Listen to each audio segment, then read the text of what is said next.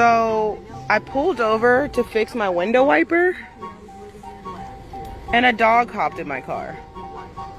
I'm not mad at it, but I kinda gotta go to work. Is this your home? Is this where you live? You ready to get out? Y'all, the dog don't want to get out my car now. And she don't have a, she don't have a collar on. Oh my God. Come on! Look. You getting my car all dirty. I think that was the doggy's home because I pulled up into the driveway and I opened the door and they got out and I peeled off before their owner could see me. So my story with Cole begins on a Wednesday morning. I was driving to work and it was raining. So I pulled over on a road that I felt was safe. And when I did, I noticed there was 2 dogs. And I was like, oh my gosh, cute doggies. One was a yellow lab and one was the black lab.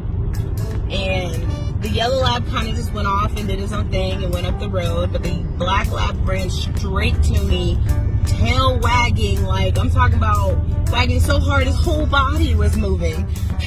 Biggest smile on his face. He ran over to me, I pet him, and then he hopped in my car. So at that point, I'm like, doggy, you have to get out my car. I gotta go to work. And he just kind of looked at me like, what? Nah. So I'm like, okay, let's find your home. So I drove up the road some and I pulled over and I opened my passenger door. The dog did not get out. He hopped in my driver's seat. So I went over and opened the driver door and again, he did not get out. He hopped into my passenger seat. So I'm like, well, crap, what am I gonna do? So I started looking around, started trying to use my investigation skills, my deductive reasoning skills to try to figure out where this dog lived.